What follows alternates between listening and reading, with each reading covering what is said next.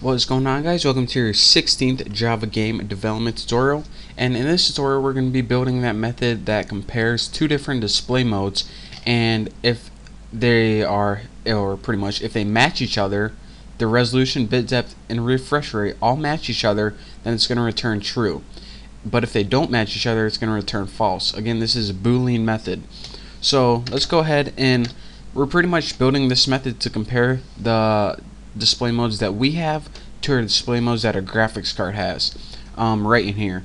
So we built this method, and it takes two display modes as parameter. So let's go ahead and write a little comment. Checks if two modes match each other, and that's pretty much what's all we're gonna do. Check if two modes match each other. Evidently each other is two words, not one. Just learned that after 22 years of living. So public Boolean, since it's going to return true or false, that's what you put Boolean for. Display modes match, and as a parameter, of course, we're going to take display mode. We'll just name this one M1 display mode, and we'll just name this one M2. And evidently I didn't hit the right button. There we go. So what we do is we have a method called display modes match, and we have two modes. We pass it in a first mode and a second mode. So all we have to do is compare them to one another. Simple enough, but it's actually really confusing.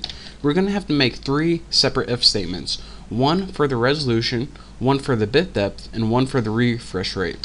So let's go ahead and make our first one. If m1.get, and what we need to do is get width.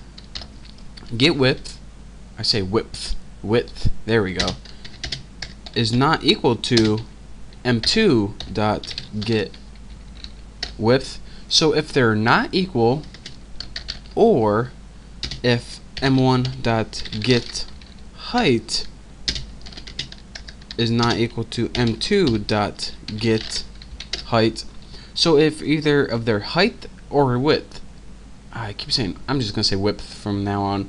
If their height or width is not equal, then what do we want to do? Well, since we need a return statement, we're going to want to return false in that case scenario. So now that we got the width under control and height, this is the resolution. We need to make another check for bit depth, and the bit depth is pretty much how many colors can it display. There's a little more to it, but in essence that's what it is. So if m1.get bit depth right there is not equal to m2,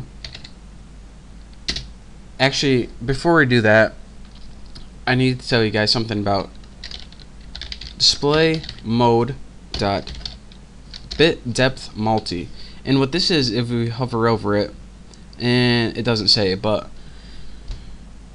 well, this is too confusing. It'll just confuse y'all because it's really complicated. But what we're gonna do is check it against bit depth multi, and I'll tell you guys what it means later on, but it's gonna take me like a minute and a half, and I really don't feel like talking about it. We're pretty much gonna be comparing the bit depth of 1 and 2 and do something special in this case, but for now we'll just skip it. So let's go ahead and put, and so what do we do for m2 is not equal to that. I messed everything up now. So if m1 get bit depth and m2 dot get bit depth, and we'll say not equal to, copy that, not equal to display mode bit depth multi. Let me make sure, where am I? And one more, and m1 dot get bit depth. If the bit depth of the first mode is not equal to the bit depth of the second mode, then what do we want to do? So let me make sure I didn't mess anything up.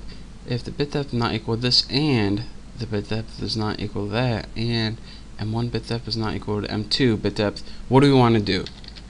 Return false. So maybe I'll tell you what this means later on, but here we go. Value of bit depth and multiple bit depths are supported in this display mode. So some display modes have multiple bit depths, and it's just really confusing, but I mean, it's even confusing for me to understand, so I just usually just copy this and forget about it. So now what we did is we made a test for the resolution to see if they match, and if they don't match, we want it to return false. If the bit depths don't match, we want this to return false. And if the resolution rate, or excuse me, refresh rate, if m1.get refresh rate is not equal to display mode dot refresh rate unknown and m2 dot get refresh rate is not equal to where you at? Oh, I know what I did.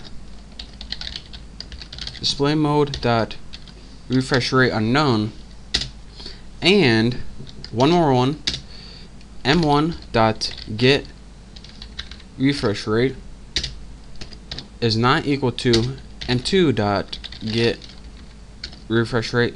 See, that was really long, and this is like the worst part of these tutorials, I promise.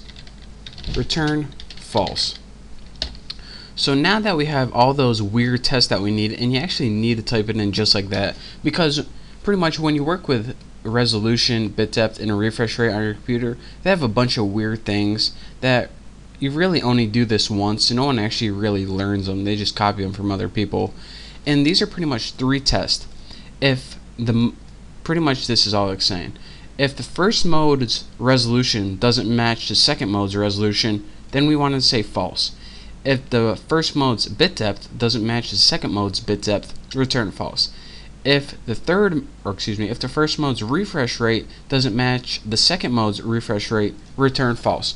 And if you pass all those tests, then it means that all 3 of these things match. So what we can do is go ahead and return true. And now in this method right here, find first compatible mode, or excuse me, not that one. Why is this underlined? Oh, I know what I did wrong, because it's gonna do all this for a check, and let me make sure where to put that. Return null. Good thing we have that. So now what this does is display modes match. It's gonna take 2 modes right here, and whenever these 2 modes match, then this whole function is going to be true. So it's going to say, alright, if true, run this bit of code, and it's going to return the mode that's not only compatible with our program, which would be this, but is also compatible with your graphics card, right there. So now we are pretty much on our way to building the perfect screen manager, and now this game can run not only on our computer, but anyone's computer that has this game, using these 2 methods.